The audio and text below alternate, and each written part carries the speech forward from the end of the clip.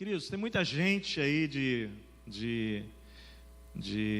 curtindo, né, o feriado. Nós temos uma galera viajando, nós temos uma galera em retiro, mas Deus trouxe aqui hoje à noite você, amém?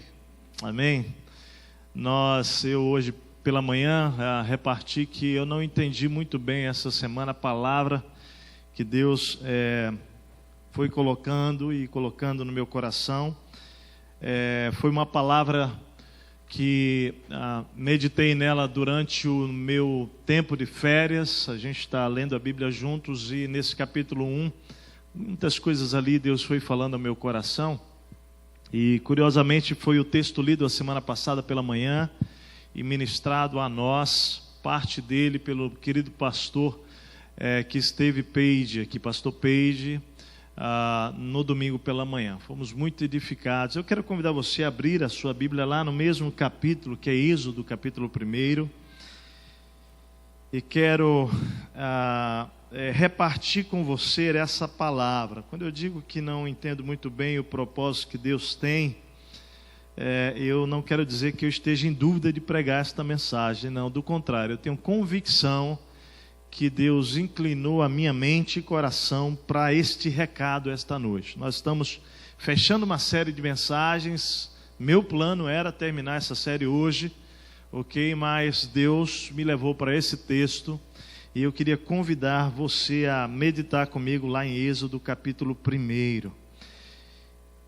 E antes de ler esse texto aqui, segundo o livro da Bíblia, Êxodo, eu queria só abrir um pouquinho o leque daquilo que Deus tem posto no meu coração. Amados, eu tenho estado assim muito preocupado com a condição em que o povo de Deus, em que você como discípulo, nós como discípulos temos vivido a nossa vida nos anos que Deus nos deu. E eu acho que se muitos de nós não entendemos ainda para que nós estamos aqui como igreja de Jesus, como reino de Deus, como povo de Deus, nós precisamos entender. Você não está aqui nessa terra, vivo, como discípulo de Jesus, para construir um império pessoal. Não é isso. Você não está aqui nesta vida para curtir a vida. Não, não é. Nós estamos aqui nessa vida como salvos e perdoados por Cristo Jesus. Quantos aqui são discípulos de Jesus? Deixa eu ver, levanta a mão. Amém. Com uma tremenda responsabilidade. Uma tremenda responsabilidade. Que é implantar o reino de Deus na terra. Amém? Não estou dizendo que você tem que largar o que você faz, né? E todo mundo ser pastor, missionário, porque eu nem acredito nisso. Ok, amados? Nem acredito. Do contrário, eu acho que o que a igreja precisa entender é que seja pastor, seja missionário, seja empresário, seja cozinheira, seja dono de casa, seja um advogado, um médico, um dentista, um cabeleireiro, seja um autônomo, seja o que for, Deus te deu capacidades, habilidades, dons, experiências e capacitações e recursos para que sejam usados para a expansão do reino dele. Então, amados, a palavra de hoje à noite, ela vai perturbar você. Ela vai perturbar você, porque durante a semana ela me perturbou, né? Me incomodou profundamente, eu relutei para falar essa palavra, mas Deus foi muito claro. Esse é o recado que eu quero dar para a igreja nesse final de semana. Eu queria encorajar você a olhar comigo para essa passagem bíblica e perceber o contexto histórico dele. Nós vamos olhar para o contexto histórico e nós vamos transicionar para o meu e o seu contexto, o nosso contexto hoje, e nós vamos aprender nesta noite e sermos desafiados ao Senhor, pelo Senhor. E se há algum coração desalinhado, não é? Aqui eu quero dizer que o Senhor, o desejo dele é alinhar o nosso coração. Deus ama você, amém? Amém, querido? Deus me ama, somos o seu povo, somos a sua igreja. Eu de vez em quando tenho 2 filhas, Laila e Radassa, e de vez em quando a gente tem que chamar e falar coisas que são duras para elas, né? firmes para elas, não é? Mas isso é porque nós o quê? Amamos. Hebreus capítulo 12 diz que Deus disciplina a nós como seus filhos, porque Ele nos ama. Eu creio que essa palavra é uma palavra de amor de Deus para nós. Eu queria que você pudesse receber no seu coração, vindo da parte do Senhor, preservando as minhas limitações, a minha pequenez, mas sabendo que o Senhor está aqui nesse lugar e nós queremos de todo o coração dar liberdade para que Ele continue falando conosco. Êxodo capítulo 1, vem comigo, vamos ler esse texto aí, todo o capítulo de 1 a versículo 22. São estes, pois, os nomes dos filhos de Israel que entraram com Jacó no Egito, cada um com a sua respectiva família: Rúben, Simeão, Levi, Judá, Issacar, Zebulon e Benjamim, Dan, Naftali, Gad e Asser. Ao todo, os descendentes de Jacó eram 70. José, porém, já estava lá no Egito. Ora, morreram José, todos os seus irmãos e toda aquela geração. Os israelitas, porém, eram férteis, proliferaram, tornaram-se numerosos e fortaleceram-se muito, tanto que encheram o país. Então subiu ao trono do Egito um novo rei, que nada sabia sobre José. Disse ele ao seu povo: vejam, o povo israelita é agora numeroso e mais forte do que nós. Temos que agir com astúcia, para que não se tornem ainda mais numerosos, e no caso de guerra, aliem-se aos nossos inimigos, lutem contra nós e fujam do país. Estabeleceram, pois, sobre eles chefes de trabalhos forçados, para os oprimir com tarefas pesadas. E assim os israelitas construíram para o faraó as cidades celeiros de Pitom e Ramsés. Todavia, quanto mais eram oprimidos, mais numerosos se tornavam e mais se espalhavam. Por isso os egípcios passaram a temer os israelitas e os sujeitaram a cruel escravidão. Tornaram-lhe a vida amarga, impondo-lhes a árdua tarefa de preparar o barro e fazer tijolos, executar todo tipo de trabalho agrícola. Em tudo, os egípcios os sujeitavam a cruel escravidão. O rei do Egito ordenou às parteiras dos hebreus, que se chamavam Sifrá e Puá: quando vocês ajudarem as hebreias a dar à luz, verifiquem se é menino, se for, matem-no. E aqui o matar era imediatamente, na hora que a criança colocava a cabeça para fora, elas torciam o pescoço e matavam ali. Essa era a ordem de Faraó para acabar com os meninos israelitas. Quando vocês ajudarem as hebreias a dar à luz, verifiquem se é menino. Se for, matem-no, e se for menina, deixem-na viver. Todavia as parteiras temeram a Deus e não obedeceram às ordens do rei do Egito. Deixaram viver os meninos. Então o rei do Egito convocou as parteiras e lhes perguntou: por que vocês fizeram isso? Por que deixaram viver os meninos? Responderam as parteiras ao faraó: as mulheres hebreias não são como as egípcias, são cheias de vigor e dão à luz antes de chegarem às parteiras. Deus foi bondoso com as parteiras e o povo ia se tornando ainda mais numeroso, cada vez mais forte. Visto que as parteiras temeram a Deus, Ele concedeu-lhes que tivessem suas próprias famílias. Por isso o faraó ordenou a todo o povo: lancem ao Nilo todo menino recém-nascido, mas deixem viver as meninas. Se puder, deixa a sua Bíblia aberta e vamos orar. Pai de amor, Pai querido, em quem temos a nossa vida, o nosso coração, a nossa fé firmada. Ó Deus, falamos com Deus que é vivo, falamos com Deus que é todo poderoso, um Deus que é majestoso, um Deus que nos amou, nos salvou. Ó Deus, que nos reaproximou novamente de Ti pela pessoa do Seu Filho, abriu a porta para a reconciliação.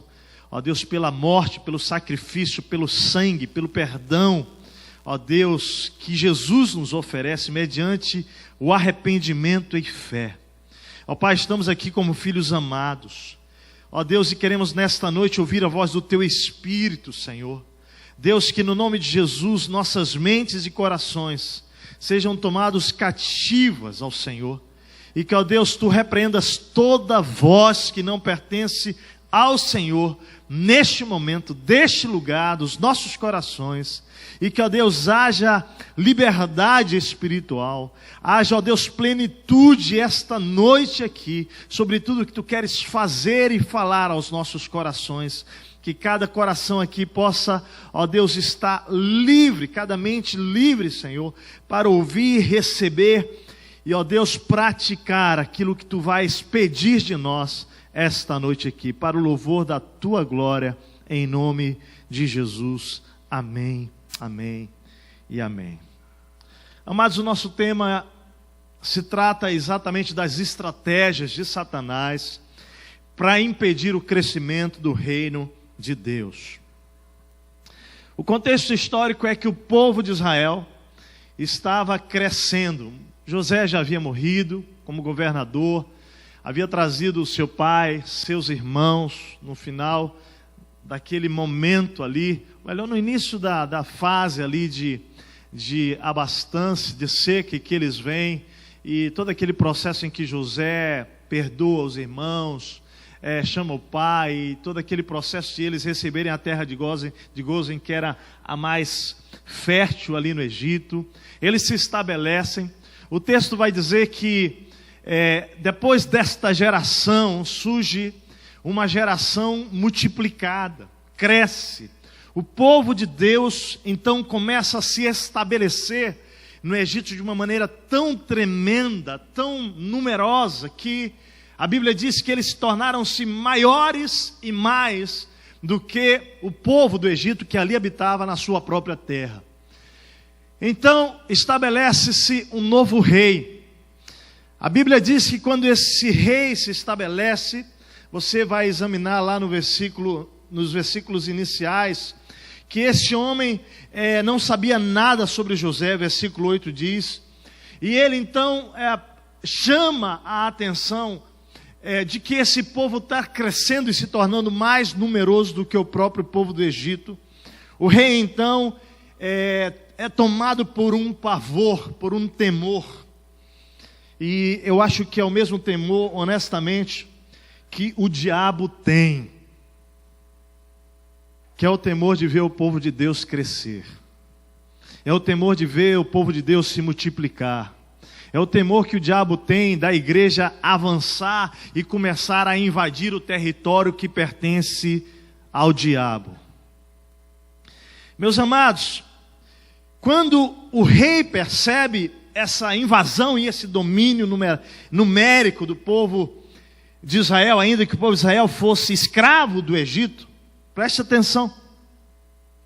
O texto vai mostrar que o rei, versículo 10, reúne a nação, seu povo, e diz: temos que agir com astúcia. Versículo 10.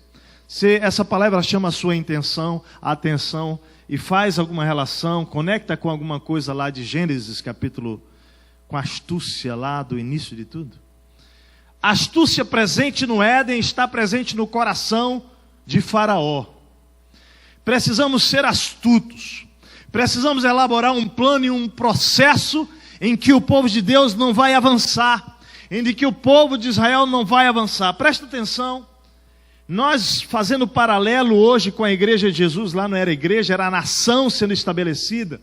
Você precisa entender o que está por trás. Deus estava estabelecendo uma nação, e essa nação, o alvo de Deus era que pudesse abençoar todas as nações da terra. Deus havia dado leis, Deus havia dado preceitos, princípios, valores, e à medida que o povo de Israel cresce então o quê? O reino de Deus. Deus está estabelecendo sobre a terra e sobre as nações, não apenas de Egito, mas vizinhas, conceitos e valores que iriam abençoar aquelas nações. Mas, querido, qual é o trabalho do diabo? Qual é? Matar, roubar e destruir. O alvo do diabo é impedir que eu e você, que qualquer nação possa receber da parte de Deus valores e princípios que vão trazer sobre aquela nação bênção. Era exatamente esse o desespero do Egito, de Faraó. Temos que parar esse povo, temos que criar uma estratégia. com astúcia, para que eles não se tornem mais numerosos ainda. Olha comigo o versículo 10. E no caso de guerra, se aliam aos nossos inimigos, lutem contra nós e fujam do país. Então, amados, perceba que no coração de Faraó, o temor dele era que o povo de Israel, ao crescer em número, pudesse dominá-los e não mais servi-los. Qual era, por fim, o coração de Faraó? Era impedir que o povo saísse do estado de escravidão que estava até então. A estratégia dele, versículo 10 deixa claro, vamos destruí-los antes que sejamos o quê? Nós destruídos, nós dominados. O alvo dele, então, é mantê-los no número menor, na condição de servos. Como ele tentou fazer isso? É o foco nosso essa noite. Amados, qual é o paralelo dessa história com você, comigo e com a igreja de Jesus? Qual é a relação entre o processo vivido pelo povo de Israel e a igreja de Jesus hoje? Queridos, vamos fazer aqui a analogia, vamos trazer para o nosso contexto. O Egito, Faraó, representa a oposição estabelecida, cujo propósito é impedir que o povo de Deus cresça e se estabeleça na terra, trazendo a bênção que Deus queria trazer pelo povo.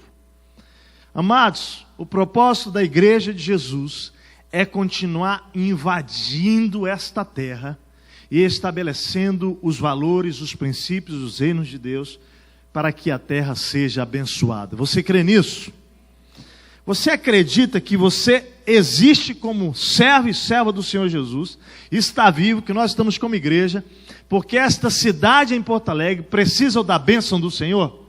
Que as famílias dessa cidade precisam ser abençoadas por Deus, que Deus quer entrar em cada casa, que Deus quer entrar em cada lugar, cada canto, cada esquina, cada trabalho, cada ambiente profissional dessa cidade, estabelecer lá a bênção do Senhor. Esse é o alvo de Deus. E Deus quer fazer isso pela sua igreja, amados. Pela sua igreja. Por mim, por você. Agora, quais são as estratégias que Satanás usa ainda hoje, que usou lá naquele tempo, mas usa ainda hoje, para impedir o povo de Deus de invadir o território que até então o diabo está dominando? Lá na convenção, uma das coisas que mais me incomodou, isso não tem a ver com negação, não. Não tem mesmo.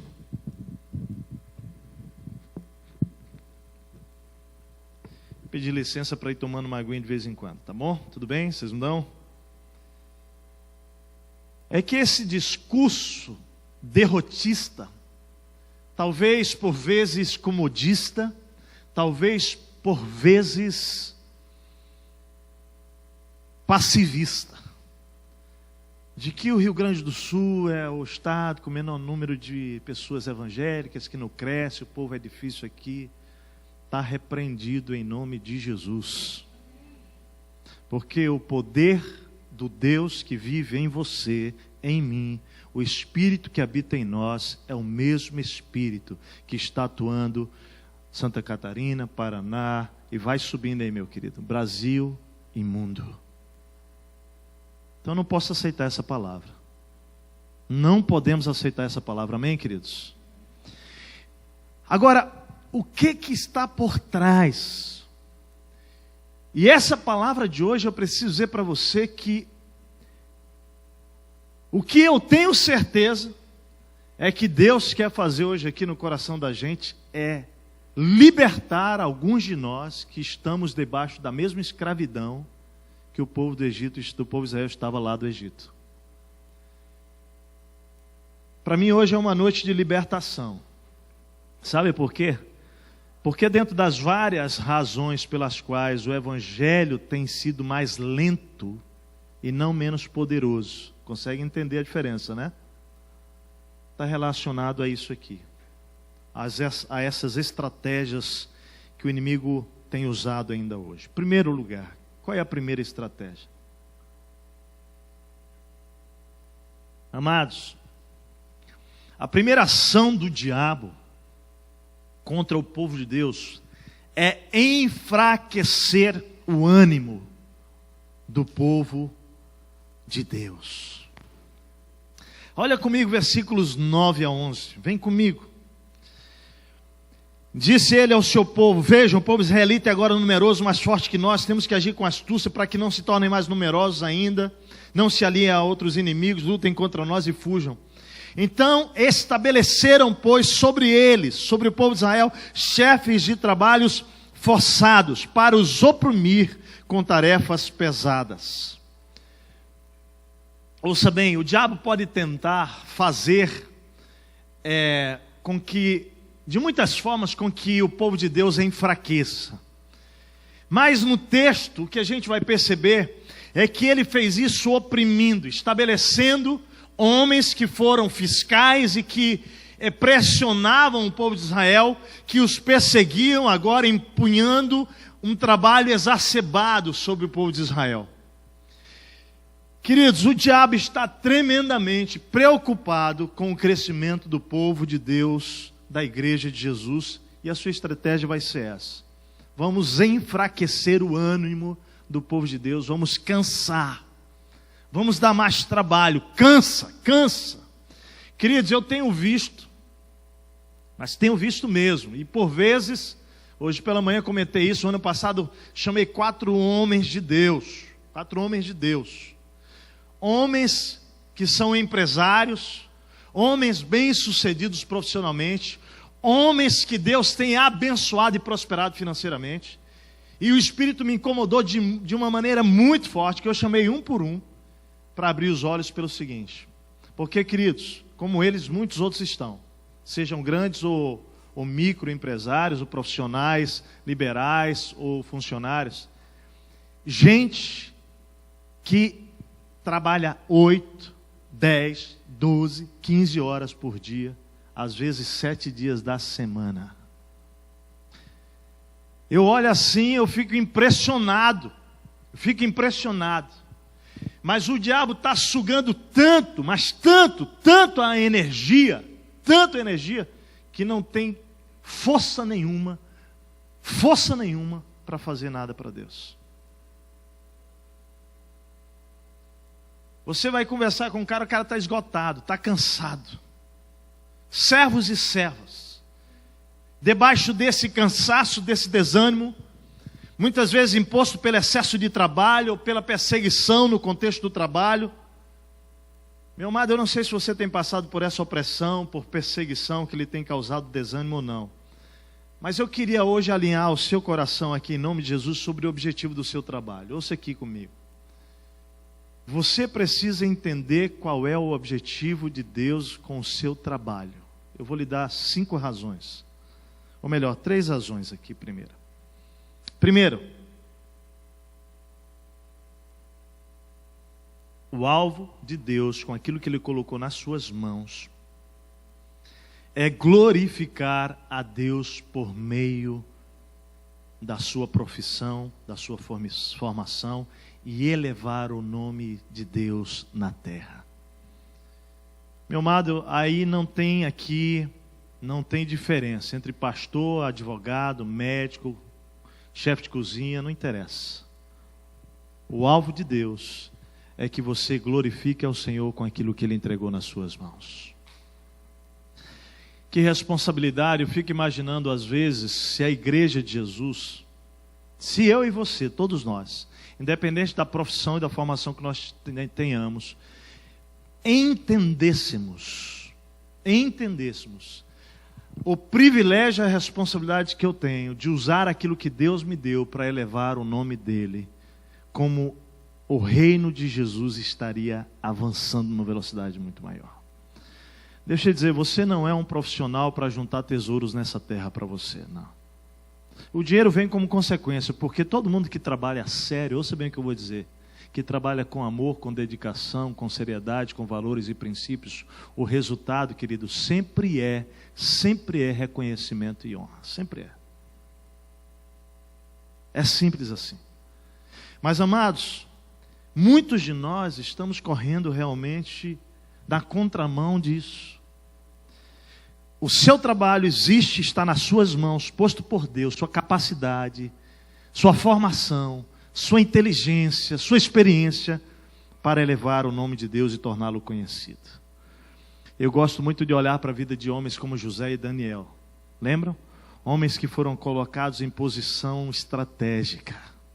Homens que foram postos em lugares que foram... Foi a minha conversa com aqueles homens no ano passado. Falei, cara, para que Deus te colocou onde te colocou? Você sabe para quê? Você sabe para quê? Meu irmão, levanta a bandeira. Faz favor, exalta o nome de Deus com a tua vida. Faz favor, proclama o Deus que você serve. Segundo lugar, Deus vai te dar um trabalho para prover, através desse trabalho, transformação na sociedade. Você crê nisso? Você acha que você trabalha para ganhar dinheiro? Não, meu querido. Deus quer que você, como homem de Deus, promova uma transformação na sociedade através daquilo que você faz. E aí não importa se você é uma cozinheira. Não importa. Não importa se você é um vendedor de carro. Não importa se você é um médico, se você é um autônomo, não importa. O alvo de Deus é que haja uma transformação na nossa sociedade através daquilo que Ele colocou nas suas mãos. Queridos, às vezes eu fico pasmo com detalhes, coisas bobas, como num supermercado, alguém que pega o teu dinheiro e te devolve o troco maior e você simplesmente diz assim, olha, está aqui, você me deu a mais. A pessoa se assusta, fica impressionado como é que as pessoas se impressionam com um gesto que não tem a ver com cristianismo. Tem não. Tem a ver com moral, tem a ver com integridade. Você está entendendo?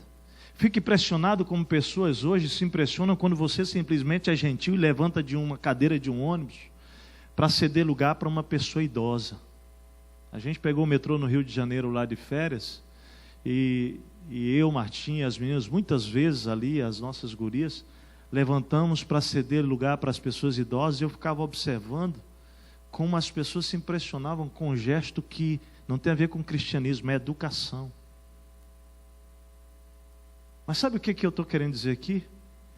Que o mundo está tão deteriorado, os princípios e os valores, que está muito mais simples para o povo de Deus levantar a bandeira de um reino que prega ética, que vive integridade.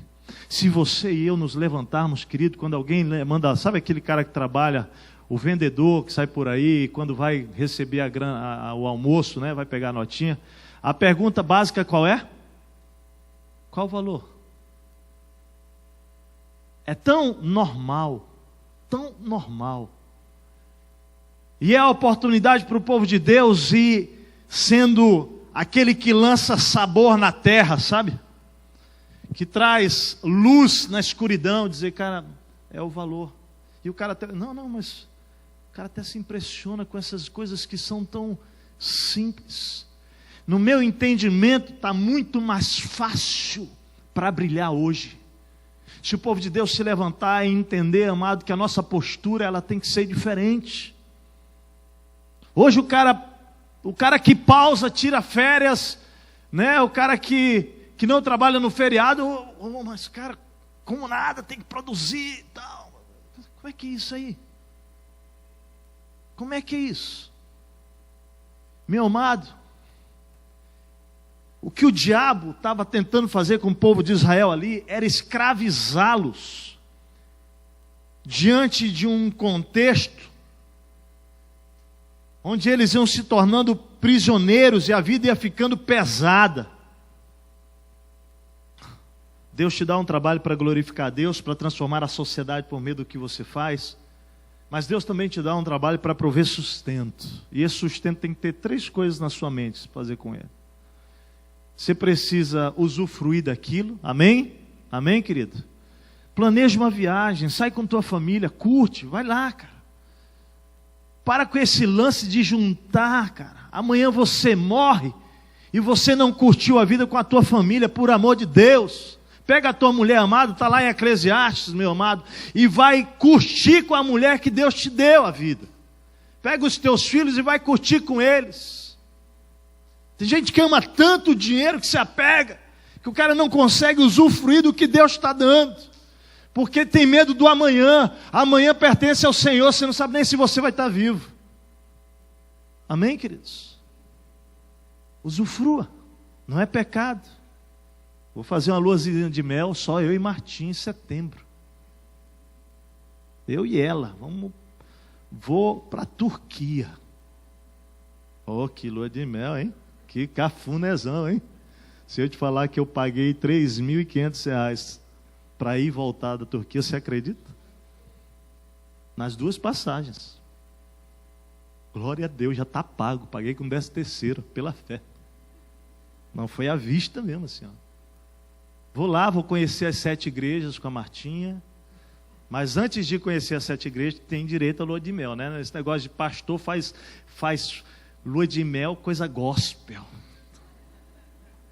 Não, fica frio aí que eu sei curtir bem a minha mulher. Nós vamos para Istambul, de lá nós vamos para Capadócia, eu vou andar de balão com ela. Vamos ficar nos hotéis que são nas cavernas onde os cristãos se esconderam em perseguição. Com banheira e tudo, que eu não sou fraco não, meu irmão. O negócio não é fraco não, te digo que foi uma bênção. Rapaz, eu vou mover com essa mulher que eu quero amar até o último dia da minha vida. Vou ficar juntar dinheiro para quê, rapaz? Segunda coisa que você tem que fazer com o seu dinheiro. Você precisa distribuir no reino de Deus. Porque Deus abunda na nossa casa para que o reino de Deus avance. Você precisa experimentar a fidelidade do Senhor na tua vida. Devolva o seu dízimo, devolva a sua oferta e provai e vede. É o que ele diz, provai e vede. Se eu não derramar sobre você bênção sem medida. Terceira coisa, você precisa repartir com os necessitados. Com os pobres, com os necessitados.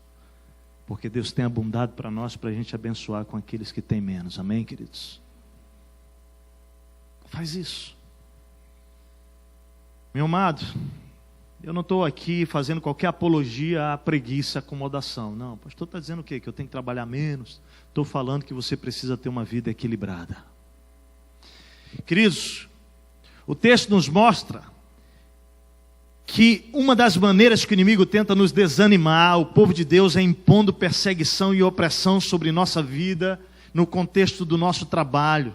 Espremer contra a parede. A palavra perseguição é o diabo vai te espremendo contra a parede. Tem gente que está vivendo esse caos, dessa opressão, não é? Que aí a gente ouve frases do tipo assim: pastor, não tem mais jeito para mim, eu estou enrolado, está oprimido, está oprimido. A proposta da Bíblia é clara quando a gente fala sobre trabalho, sobre a importância desse equilíbrio, de você trabalhar 6 dias e descansar. A Bíblia vai mostrar que o povo trabalhava 6 anos e o 7º tinha que deixar a terra descansar e pausar para que pudesse ser renovado, para que pudesse então alimentar o próprio povo. Meu amado, Deus é um Deus equilibrado. Então, não aceite essa opressão. A proposta da Bíblia também vai falar sobre a preguiça, né? Porque quando a gente lê 2 Tessalonicenses 3,10, diz: quem não trabalha não deve o quê? Comer. Lá em Provérbios 6, de 6 a 11, diz: vai ter com a formiga o preguiçoso. Provérbios 18, 9 diz que o trabalhador relaxado, ouça bem, é companheiro do que desperdiça. Ou seja, não há qualquer defesa aqui a uma passividade, a uma comodidade. O que é assim? É um alerta àqueles que estão sendo sufocados pelo trabalho e que têm ficado no meio do caminho.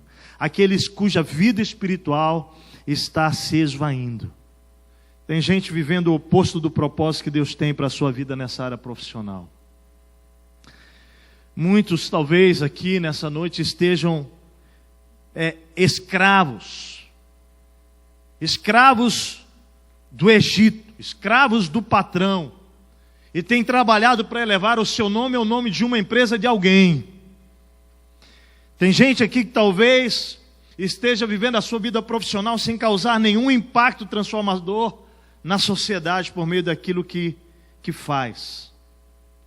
E tem gente aqui que já tem tudo o que necessita, mas está atropelando tudo, todos, família, filhos, em nome da ganância, escravo do dinheiro, escravo do prazer, correndo atrás do vento. Gente trabalhando para juntar mais e não para repartir mais. Querido, se você é um desses, eu quero tocar a trombeta hoje para você, dizendo: o diabo está conseguindo desanimar você e enfraquecê-lo, fazendo escravo de si mesmo e deles. Agora ouça bem. Há duas forças que podem enfraquecer o servo de Deus. Uma delas é externa. É exatamente o contexto aqui do povo de Israel que está sendo oprimido pelo Egito, força externa. É a opressão que vem de um patrão, de uma empresa sobre você. Mas a outra pressão, ou a outra força, é causada pelas forças internas, pelos desejos desenfreados, pela ganância, pelos sonhos, pela escravidão do desejo por possuir mais. E ambas têm força para enfraquecer o povo de Deus. Então deixa eu dizer para você, eu escrevi algo, escolhi as palavras e eu quero ler para você. Quanto mais você se aproximar de Deus, menos o dinheiro terá importância para você. Ele será útil, mas ele não irá possuir você. Você lembra aquela frase do pastor Carlos McCord? O que ganha a sua atenção, ganha você. Ou seja, quanto mais você for possuído pelo dinheiro, ou seja, não estou falando aqui de possuir o dinheiro, mas ser possuído por ele, menos Deus pode te possuir e te usar para o crescimento do reino dele. Ou seja, mais distante de Deus e do reino de Deus você fica. É por isso que Jesus vai dizer que é mais fácil um camelo passar pelo fundo de uma agulha do que um rico entrar no reino dos céus. Agora presta atenção, porque Jesus não tem problema com rico. A propósito, amado, que você enriqueça muito para a glória de Deus. Mas o que Jesus estava ensinando é o seguinte: que alguém que ama as riquezas mais do que a ele, não vai entrar no reino dele. É isso que ele está tratando.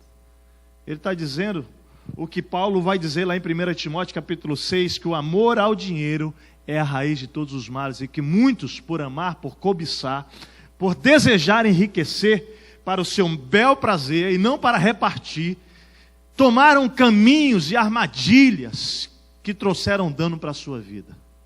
Então, meu amado, eu espero aqui de todo meu coração que você entenda o seguinte: esses 4 homens e muitos outros com quem Deus tem me dado a graça de conversar, e você, eu quero dizer o seguinte: meu desejo e a minha convicção é que o desejo da palavra de Deus é que o seu povo se estabeleça nessa terra como um povo que cresce e prospera em todos os sentidos. Eu não creio na teologia da prosperidade, tudo bem? Não é isso que eu estou dizendo aqui. Mas ao invés de emprestar, de tomar emprestado, você vai dar.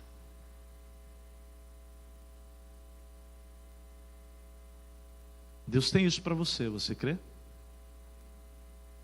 Então Deus nunca teve problema com você crescer.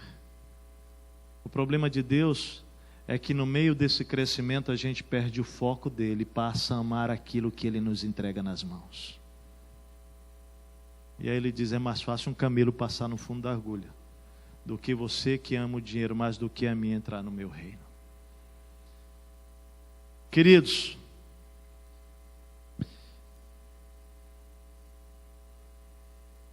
o que o Espírito nessa semana vem incomodando o meu coração é que muitos discípulos de Jesus que amam a Deus estão sendo oprimidos e vencidos pelo diabo, enfraquecendo nos seus valores, abrindo mão da família, igreja, amigos, reino de Deus, alguns por pressões externas, outros pelo seu próprio coração enganoso.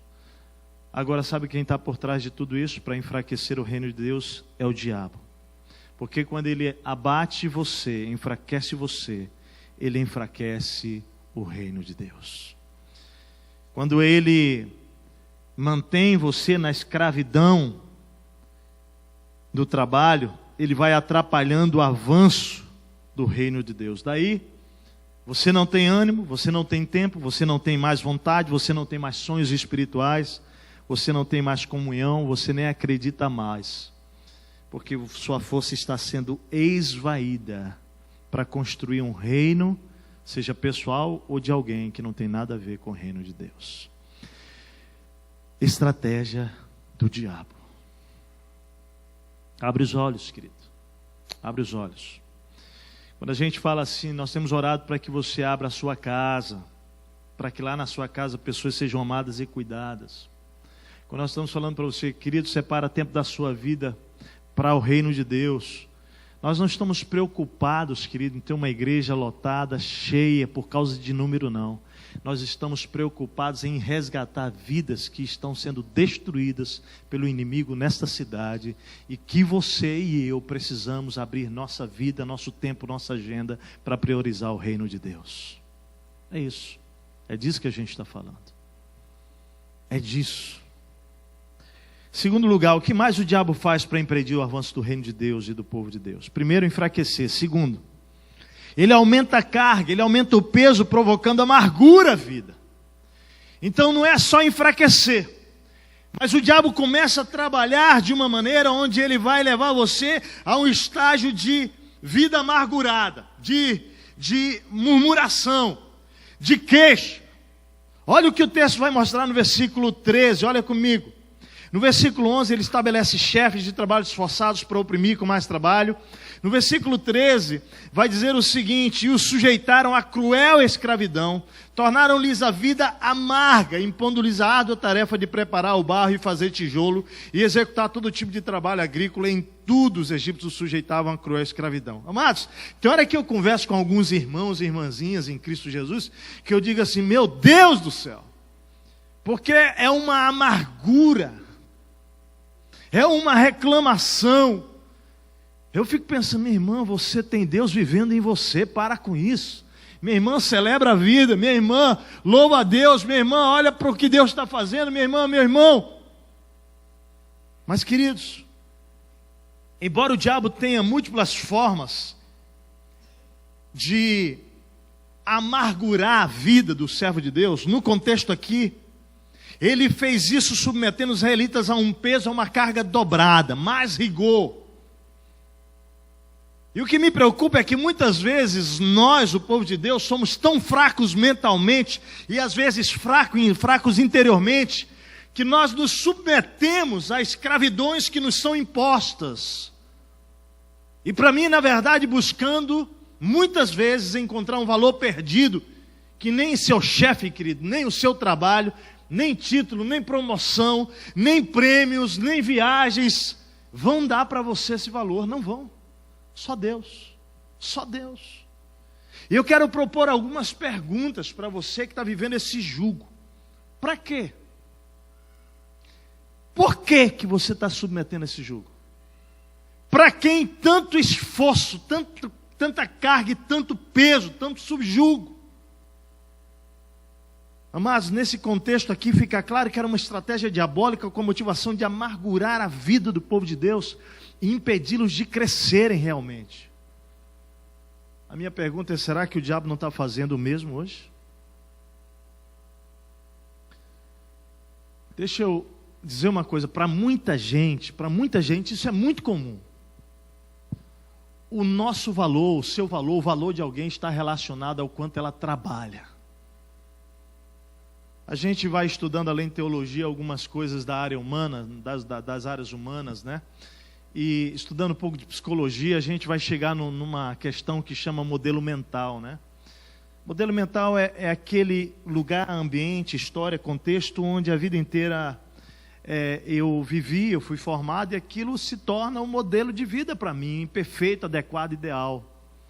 Meu amado, é muito provável que aqui nesse auditório tem muita gente que viveu em ambientes cujo modelo mental era: você vale o quanto você trabalha, o quanto você produz. Talvez o seu pai já tenha te chamado de vagabundo, porque se você não trabalhava, você enrolava, dava migué, né? Você tinha que trabalhar 10 horas, 12, 15, porque homem que é homem, mulher que é mulher, rala mesmo. E a gente cresce às vezes com mentiras, porque eu acredito certamente que o seu pai, sua mãe, se já disseram isso para você, eles eram sinceros naquilo que eles estavam dizendo. Mas com todo respeito eu preciso dizer que sinceramente errados. Sinceramente errados.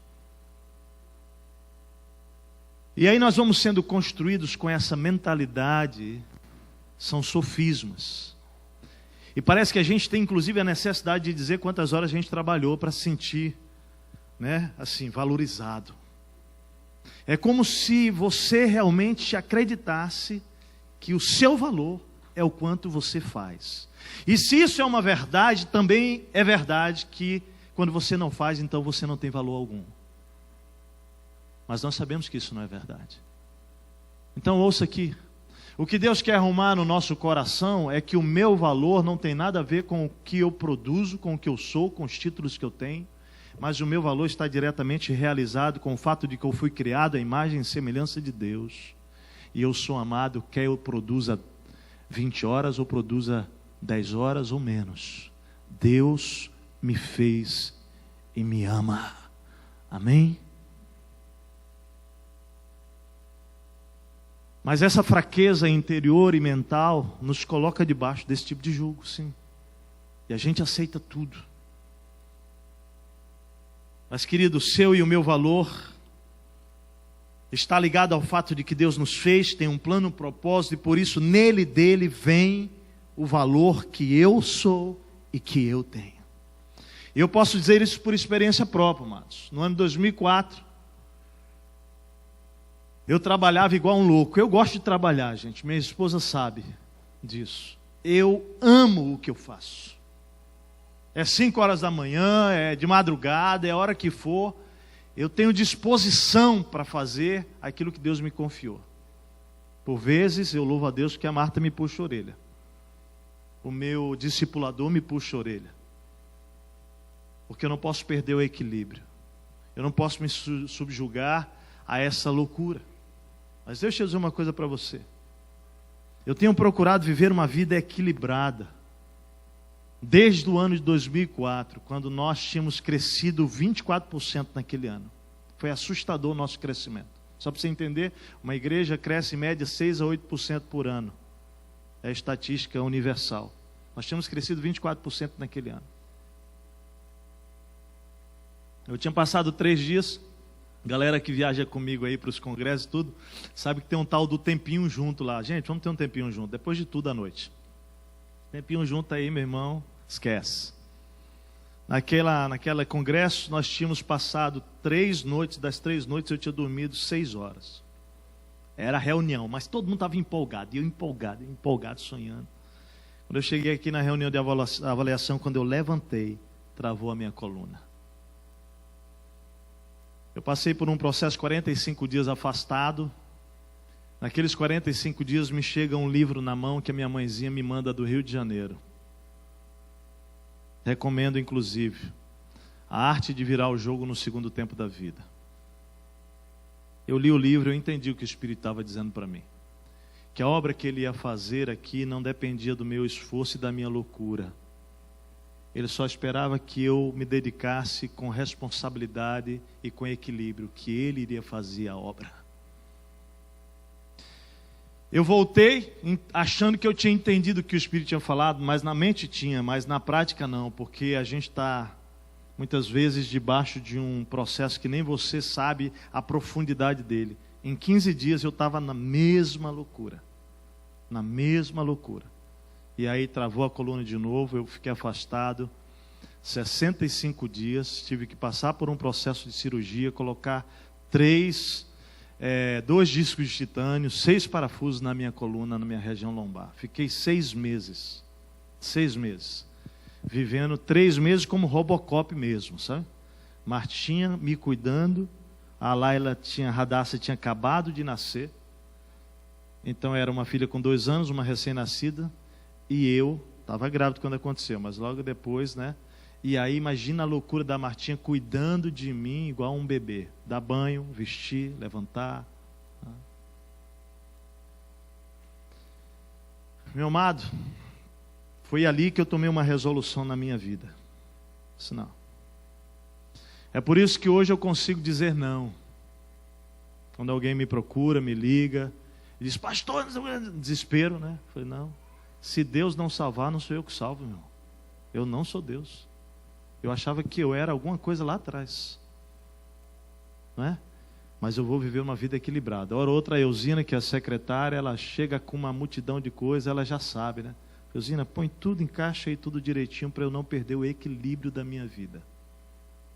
Porque se eu não estiver primeiro aos pés da cruz, recebendo de Deus a comunhão e o poder para exercer o meu ministério, eu estou perdido. Segundo, se eu não cuidar bem da minha esposa e das minhas filhas, eu não posso cuidar da igreja de Jesus. Não posso. E foi naquele período que o Espírito sondou o meu coração. Eu quero abrir aqui com muita integridade o que Deus falou comigo. Ele falou, sabe o que você está buscando lá no fundo? No fundo? Você está buscando, querido, o seu valor. Impressionar as pessoas. Deus sabia que eu amava o que eu estava fazendo. Mas, amado, tem algo que se chama, presta atenção, é só 10 graus para a direita da missão legítima. E que às vezes você nem se dá conta que aquilo é uma missão oculta. No meio daquela missão muito legítima no meu coração de amar pessoas e cuidar bem delas, tinha uma missão oculta de desejar ser admirado e impressionar as pessoas. O Espírito foi lá fundo e disse, se arrepende, filho, pede perdão e sirva a mim e não aos homens. Meu amado, foi ali que o Senhor me ajustou por dentro e me fez entender quem eu sou e o que eu valho. Não tem nada a ver com o que você diz de mim, sabia? Quem eu sou e o que eu valho. Só tem a ver com o que Deus diz que eu sou. E nesse processo vem as decepções, né? Porque você decepciona pessoas, você não é aquilo que as pessoas esperam. Mas a minha preocupação hoje não é mais ser o que as pessoas esperam. A minha preocupação hoje é ser o que Deus espera que eu seja. Amados, eu quero desafiar você a entender que não permita que os outros lhe atribuam o valor. Não permita que seja a sua colocação profissional, ou as muitas horas de dedicação, ou os diplomas ou títulos, que definam quem você é. E ainda que a nossa sociedade nos valorize por isso, e pior, o caos daquilo que é a visão da nossa sociedade, é que nem importa o que está por trás do caráter daquele homem que está lá em cima. Nem importa como ele chegou lá em cima, se foi por caminhos tortos. Nem importa se a família está quebrada ou arrebentada, ou se o cara está no 3º ou 4º casamento. O que importa é que, olha lá, ele está lá, a conta dele é gorda. Cara, sai fora dessa. Isso é autossabotagem. Isso é destrutivo. Isso é maligno. Esse texto mostra, nesse contexto, e aí nós chegamos a um pouco da palavra da semana passada, que no meio de toda essa situação, Deus levanta 2 mulheres, simples, gente, presta atenção, gente simples. Quem elas eram? Elas eram parteiras. Elas eram as parteiras dos hebreus. E essas mulheres são chamadas por Faraó, com o intuito de tornarem-se parceiras no plano homicida, diabólico do Faraó.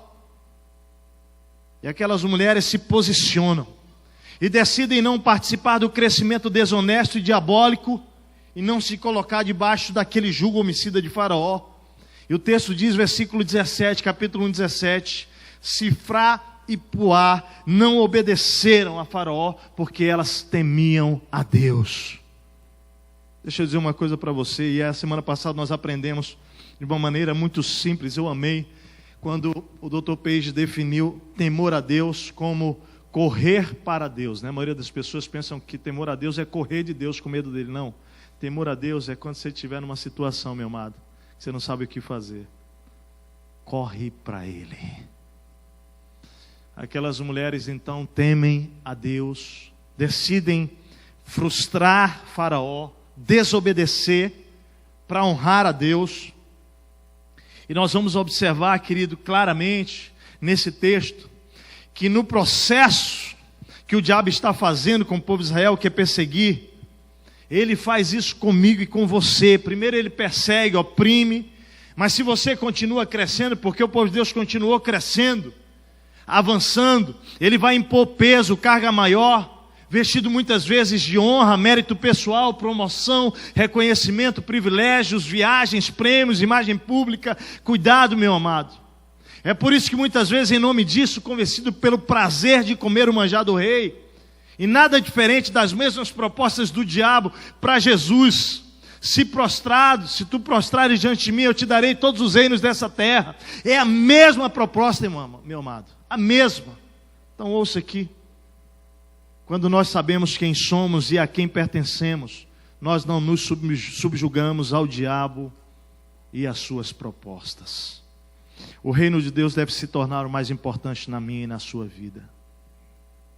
Último passo em que o inimigo trabalha para paralisar o crescimento do reino de Deus. Vamos lá, qual é a primeira coisa que ele tenta fazer? Enfraquecer, certo? Segundo é subjugar, colocar mais peso para amargurar a sua vida. Nesse terceiro lugar, ele vai tentar eliminar você. E quando eu olho um pouco para algumas pessoas que já não estão mais no nosso meio, a gente vai percebendo pessoas que esfriaram na fé, pessoas que saíram da comunhão. Você vai percebendo como o diabo é o alvo dele final mesmo, é eliminar. Eliminar. Ouça em alto e bom som, igreja: o alvo de Satanás é parar o avanço do reino de Deus. Ele primeiro, como já disse, tenta desanimar, enfraquecer. Quando ele não consegue, ele tenta impor uma carga, um jugo maior, que é para criar amargura no povo de Deus. Mas quando ele vê que não funciona, que o povo ainda oferece risco, porque tem uma cifra e uma puá lá que temem a Deus, gente que não se dobra, gente que não tem medo, gente que não se subjuga, então ele tenta eliminar diretamente. E aí, querido, a estratégia dele não funciona com cifra e puá. E aí ele tenta usar agora o seu próprio povo para destruir o povo de Israel. Olha comigo, versículo 20 lá, versículo 22. Por isso o faraó ordenou a todo o seu povo: lancem ao Nilo cada menino recém-nascido.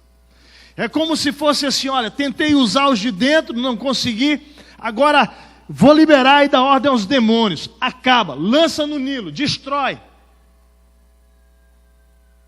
Porque o plano do diabo sempre é matar, roubar e destruir. Então, amado, amada, deixa eu dizer uma coisa para você. Se você for detido na perseguição, não for parado na perseguição, na opressão, e continuar avançando e crescendo, ampliando o reino de Deus, vai ser imposto sobre você mais peso, mais carga, mais pressão, mais jugo.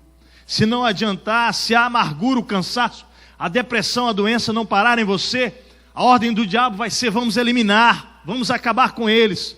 Mas, igreja, antes que você fique com medo do diabo, deixa eu fazer uma pergunta-chave aqui. Você acha que o diabo vai ter sucesso? Sim ou não? A Bíblia diz: quem intentará contra o braço forte do Senhor? Se Deus é por nós, quem será contra nós? Quando passares pelas águas, eu serei contigo. Quando pelos rios, não te submergirás. Quando pelo fogo, não te queimarás, e nenhuma chama sequer arderá em ti, porque eu sou o Senhor teu Deus. Eu te tirei do Egito, lá com a minha própria mão. Meu amado, a pergunta é: Satanás tem conseguido parar a igreja de Jesus ao longo da história, sim ou não? A igreja viva, não. Alguns no meio do caminho são atingidos, né? Alguns no meio do caminho têm dado brecha, têm feito cafuné no leão e têm perdido um braço, uma perna e às vezes a alma. A propósito, deixa eu dizer uma coisa para você. A palavra de Deus diz que o diabo está ao nosso derredor, rugindo como que um leão, buscando a quem possa tragar, detonar. Deixa eu dizer para você, tem muita gente fazendo cafunézinho no diabo, achando que vai sair ileso. Presta atenção. Presta atenção. Ele veio para matar, para roubar e para destruir. E eu não estou falando do braço, eu estou falando de valores, eu estou falando da alma, das coisas que vão sendo destruídas dentro de nós. É a família, é a saúde, é o tempo, é a vida no reino, vai sendo roubada de você. Ele vai nos deixando aleijados, paralíticos espirituais. Amados, outros, isso é o que mais me dói, têm deliberadamente rejeitado a voz do Espírito.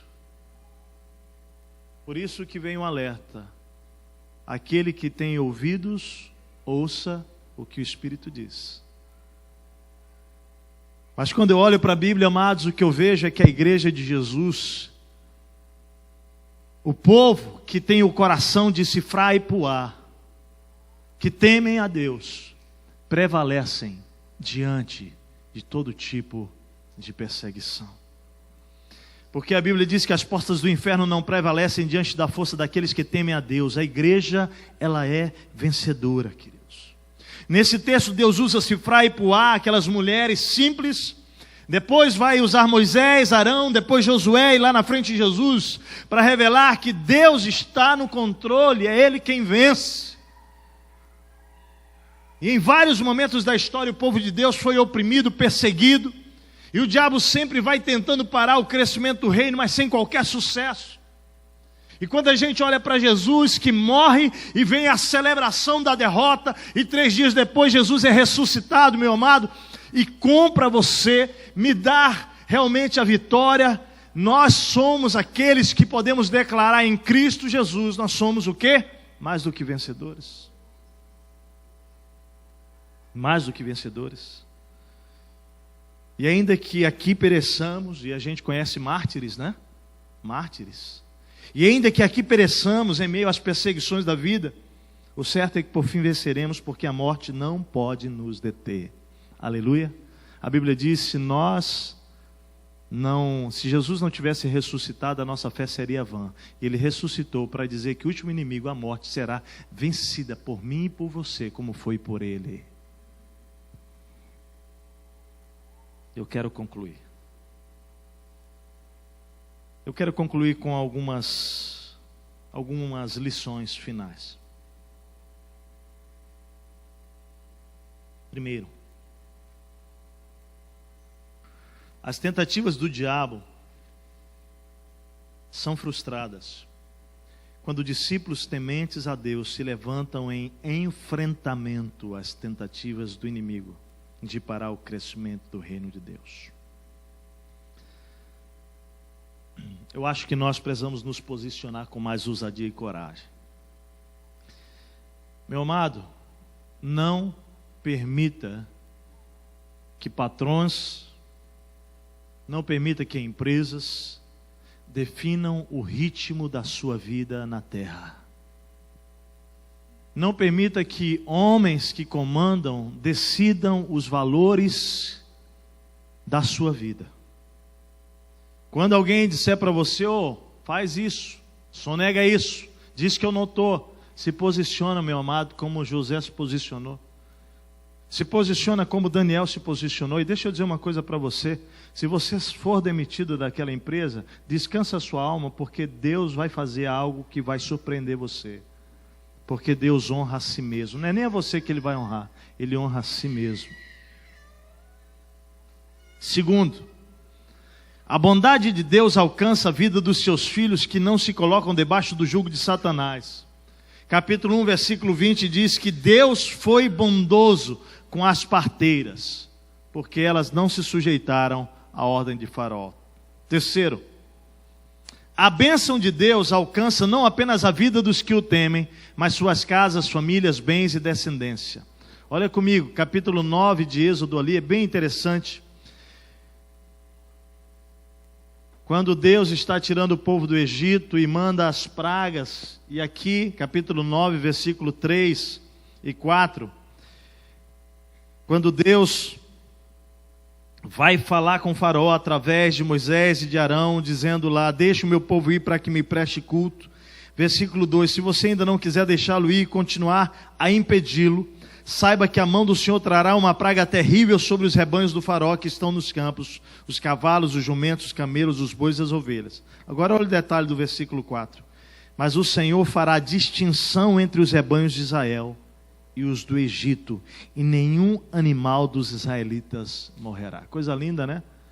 Isso aqui é mais ou menos aquilo que acontece numa empresa onde vem e baixa aquele decreto que todo mundo vai ser demitido e sobra um lá no meio do caminho. Tu vai perguntar quem é? Um servo do Senhor que andou em integridade. Deus preservou. Esse aqui eu não vou tocar. Já viu essas histórias? Já aconteceu talvez com você. É isso que Deus está falando. Que quando nós andamos no temor de Deus, a bênção alcança não apenas a minha vida, mas a vida daqueles que me temem, as casas, famílias, descendência. Quarta lição. A grande questão do que estamos falando esta noite aqui não é diminuir o ritmo e apenas sair da escravidão do Egito, não. Mas priorizar o reino de Deus na minha vida. Porque você pode sair do Egito, diminuir o ritmo do seu trabalho profissional, mas focar em outra coisa. Certo ou não? A gente está falando aqui de uma escravidão que Deus quer nos libertar para investir a nossa vida no reino dele. Eu não sei qual é o seu estilo de vida, a sua realidade profissional, mas a palavra de Deus hoje é: priorize o reino de Deus. Mateus 6 vai dizer o quê? Buscai primeiro o meu reino e a minha justiça, e todas as outras coisas vos serão acrescentadas. Eu acho que o problema nosso não é que nós não temos sido abençoados por Deus com aquilo que Ele prometeu, que é a provisão, que é o sustento, que são as necessidades essenciais. Sabe qual é o problema interno que nos escraviza? É que nós não estamos contentes com as promessas do Senhor em nos cuidar naquilo que nós precisamos apenas. Muitas vezes a nossa escravidão, ela realmente é fruto da nossa ganância por querer mais. Quero mais. Quero mais. Não permita, minha amada. Quinto e último lugar. Quando a gente observa a continuidade da história, sabe onde é que a gente vai encontrar, vai se deparar? Que o povo ficou debaixo da escravidão mais 40 anos. Poxa vida, sim. Porque Moisés cresceu, lembra? Isso aqui foi a narrativa. Quando manda matar os meninos, Moisés é tirado do meio daquele cenário por Deus. Aquele que seria o próximo libertador. Depois de 40 anos, então, que vem a narrativa do povo saindo do Egito. E o que você vai ver nesse período, sabe o que é? É Deus permitindo a opressão, para que o povo possa voltar o seu coração para Ele e clamar por socorro, e colocar agora a sua esperança não mais no Egito, mas colocar a sua esperança agora no Senhor. Sabe o que eu creio? Que às vezes Deus nos deixa estar debaixo da opressão, porque Ele precisa nos fazer lembrar de volta que o nosso socorro não é o Egito. O nosso socorro não vem de Faraó. O nosso socorro não vem dos cavalos do Egito, nem das forças bélicas do Egito. Nosso socorro vem do Senhor. E o que a história vai mostrar claramente é que chega o dia, presta bem atenção, literalmente o texto bíblico diz isso, que Deus ouve o clamor, o sofrimento, o desespero do povo diante de todo aquele jugo, e Deus decide então libertar o seu povo daquela escravidão. Eu creio então, queridos, que aquele desconforto gerado pela opressão se torna a soberania de um Deus que está no controle de todas as coisas, inclusive do que você está vivendo hoje. Mas o alvo dele é chamar a sua atenção para Ele novamente. O alvo dele é, como povo de Deus, voltar o seu coração para o lugar certo e dizer: Senhor, Tu és o meu libertador. E poder experimentar o Senhor que atua, que opera, que me liberta, que me tira dessa escravidão, para viver os planos mais altos que Ele tem. Isaías 55 diz que os caminhos do Senhor, os planos, os pensamentos dele são mais altos do que os seus, dos meus. Você crê nisso? Então, igreja, para terminar, o meu desejo sincero é minha oração, a nossa oração, é que nós não sejamos pegos por essas armadilhas do diabo.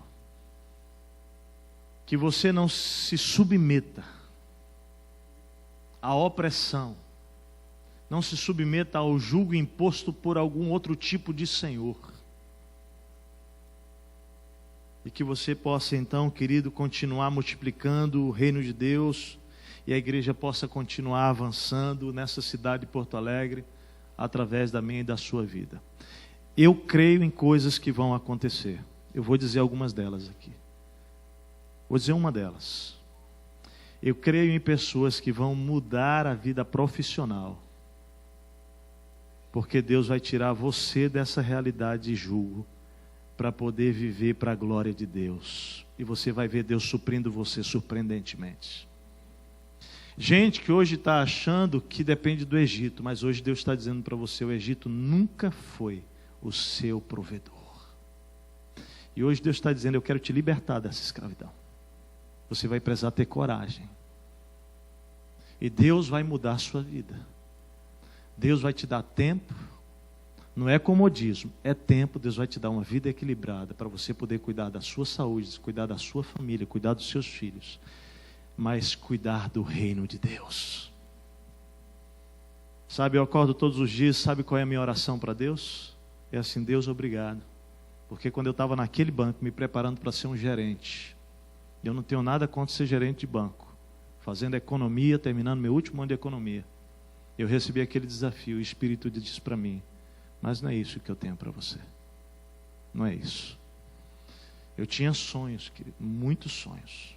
E meus sonhos, nossa, hoje eu olho para eles e digo assim, como eram, não é medíocre, eles eram pobres, pequenos.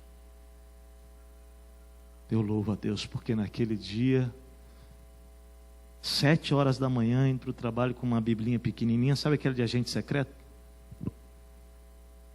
No ônibus. E o Senhor falou, aquele que deixa pai, mãe, filhos, casa, bens, por amor de mim, eu vou dar 100 vezes mais em amigos, em família, com perseguições. Eu nunca esqueço que lá no final está, com perseguições. O Espírito falou assim, te prepara, vai ter perseguição.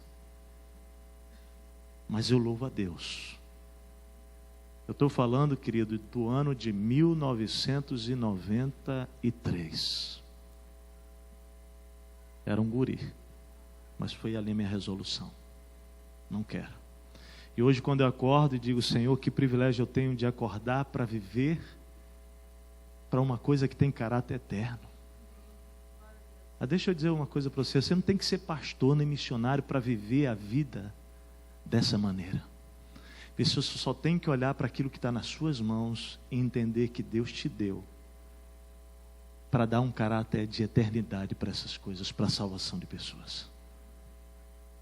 Entende? Aí a vida muda sentido. Amanhã você vai trabalhar, seja você uma pessoa que tem uma empresa, seja você uma pessoa que é cozinheira, que trabalha numa casa, ajudando, apoiando aquela família, não importa. Se você entender que seja lá aquela menina na casa de Naamã, entende? Ou seja, como governador do Egito, você está aí, com essa missão, para levantar o reino de Deus. Escravos do Senhor Jesus. Está entendendo o convite de Deus? Não se subjuga a outro tipo de escravidão. Não se subjugue a outro tipo de escravidão. Somos servos, escravos de um rei e de um reino que tem caráter eterno. Não deixe a vida passar. Viva para Ele. Entendeu o que o Espírito falou? Feche os seus olhos. Pai amado, Pai de graça, eu estou certo, Senhor, de que à medida que nós amarmos a Ti sobre todas as coisas e o temermos acima de tudo, tudo se tornará fútil na nossa vida. Nossos sonhos, nossos planos, nossos bens, nossa casa, nossos carros, tudo passará a ser uma ferramenta, um instrumento para o avanço do Teu reino. Tudo passará a ter propósito e sentido maior do que tem hoje, Senhor. Por isso, Pai, eu rogo nessa noite que o Senhor arranque dos nossos corações a mesquinhez de propósitos de vida que temos vivido, Senhor.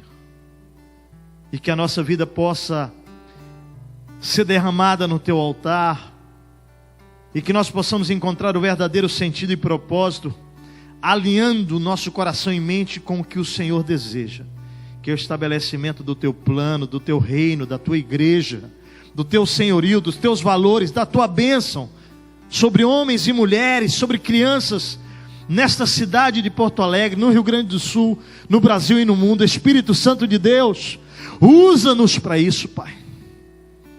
Que nessa noite, Senhor, seja uma noite de libertação, Pai.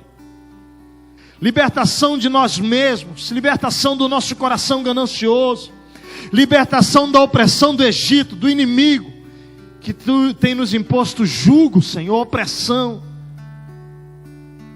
e tem tentado enfraquecer o Teu povo, derramar um coração, Pai, desanimado, murmurador, cansado. Pai, que nesta noite, Senhor, os Teus filhos e filhas aqui encontrem um motivo, um propósito, um sentido para o qual foram criados, e possam dizer não para toda estratégia diabólica, Senhor, que tem, Deus, dado para eles um vazio, ainda que a Tua presença seja real na vida deles. Pai, eu oro para que hoje à noite o Senhor devolva sentido à vida, o Senhor devolva propósito, ó Deus, e que a revolução que Tu tens para fazer nesta cidade, através de mulheres e homens simples, como Sifra e Puá, como Moisés na sua limitação de gagueira, ó Deus, e tantos outros homens,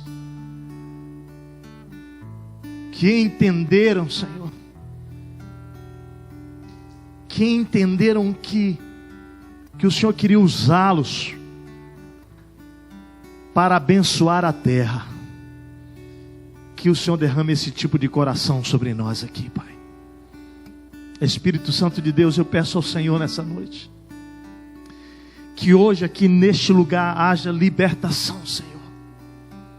Quebra a cadeia, Senhor, mentiras, sofismas, enganos, de mentes, de pensamentos, que foram construídos dizendo que o nosso valor está relacionado ao quanto nós produzimos, trabalhando, e tanta gente aqui que está, ó Deus, secando a vida espiritual, Senhor, está se enfraquecendo no Teu reino, está se afastando dos Teus princípios e valores, em nome de construir impérios, Pai, que são temporários, de castelos de areia, que vão cair, Senhor, no final dos tempos, ou antes mesmo. Mas, Pai, levanta homens e mulheres, sejam adolescentes, jovens, adultos, idosos, idosas, nesta igreja, na igreja do Senhor Jesus em Porto Alegre, independente de placa, para que a cidade de Porto Alegre, ó Deus, possa ser cheia da Tua glória, cheia da Tua presença, assim como as águas cobrem o mar, Senhor. Nós declaramos em fé, Senhor, que o Senhor está levantando uma geração de homens, de mulheres, de filhos, filhas, jovens, adolescentes, crianças, adultos, idosos, inconformados com o status quo, e dizendo: Senhor, nós queremos estar debaixo do jugo, do senhorio do Senhor, que é Rei dos reis, Senhor dos senhores, Jesus Cristo. E queremos levantar o Teu nome nesse lugar e viver para a Tua glória. Faz isso, Senhor, para a honra e glória do Teu nome, em nome de Jesus. Amém. Amém, queridos, nós vamos cantar essa canção. E se você quer ser uma Sifra, uma Puá, um Moisés, diante do Senhor e diante da nação dessa cidade, meu querido, se levanta aí, porque Deus vai pegar a sua vida e Ele vai fazer uma revolução. Agora deixa eu dizer uma coisa para você: Você quer mesmo que Ele mexa em você? Rapaz, vou dizer, não tem nada melhor, não tem nada melhor, mas se segura, porque a mexida de Deus é forte, mas é boa, porque a vontade dEle é boa, perfeita e agradável. Meu querido, sai dessa autossabotagem de que a vida está legal, sai da negação, confessa, pede perdão, pede misericórdia. Ele está aqui nesse lugar. Espírito Santo de Deus quer tomar minha vida, a sua vida, nossa vida, gente, coisa. Queridos, olhem para mim aqui, vocês. Eu queria que a igreja pudesse dar uma salva de palmas para esses amados surdos queridos aqui que estão aqui. Deixa eu falar para você, não é assim. Vamos aprender como é que a gente aplaude. É assim, ó, olha para lá. Eu creio. Você sabia que Porto Alegre é a cidade que tem mais recursos para atender pessoas com deficiência auditiva? É a referência para o Brasil inteiro, sabia disso? E sabe o que nós precisamos nessa cidade? Nós precisamos nessa cidade. Igrejas, não é a Monte Serra, igrejas que abram os olhos para esses amados e possam amá-los com o amor de Deus. Então, queridos, eu quero louvar a Deus pela vida da Ana. Ana, Deus te abençoe, querida. E eu queria que nós orássemos por eles. Eu quero dizer uma coisa para vocês, que além do fato de que Deus os ama, Deus quer usar a vida de vocês para que muitos outros surdos dessa cidade possam vir ao conhecimento do amor de Deus. Deus vai usar cada um de vocês para isso. E nós vamos ver essa igreja cheia de surdos aqui, louvando e glorificando a Deus para a honra e glória do Senhor. Amém? Deixa eu dizer mais uma coisa. Olha para trás aí para essas cadeiras. Olha aí. A gente sabe que hoje é um dia típico, né? Hoje é um dia típico. Hoje é um dia típico. Mas, meu amado, o desejo de Deus é ver essas cadeiras aqui cheias de pessoas. Você sabe como é que eu oro quando eu venho aqui? Eu quero dizer para você como é que eu oro. Eu oro já enxergando as pessoas que Deus vai trazer. Mas não é só para aqui não, é lá para dentro da sua casa. Você precisa abrir a sua casa. Nosso alvo esse ano, querido, é que nós tenhamos 1.500 pessoas dentro das nossas casas, sendo amadas e cuidadas. Abre a sua casa. Terça-feira o Tadel, que não é essa terça, a partir do outro. Meu querido, vem para o treinamento. Você não precisa de treinamento para abrir a sua casa, em primeiro lugar, porque o Espírito já está em você, amém? Mas a gente vai te ajudar, a gente vai te apoiar, meu querido. Nós não podemos parar. Deus tem uma revolução para essa cidade, meu amado. Por amor de Deus, se levanta forte. Só diz isso. Eu aprendi isso. Tudo que Deus precisa para fazer uma revelação na minha vida e através da minha vida, sabe o que é? É dizer assim, sim, Senhor, eu quero. Só diz sim, Senhor, eu quero. Você quer? Diz isso aí, sim, Senhor, eu quero. Agora se prepara. É bom demais. É bom demais. Se você quer isso, então vamos terminar com essa canção, dizendo para Ele, sim, Senhor, eu quero.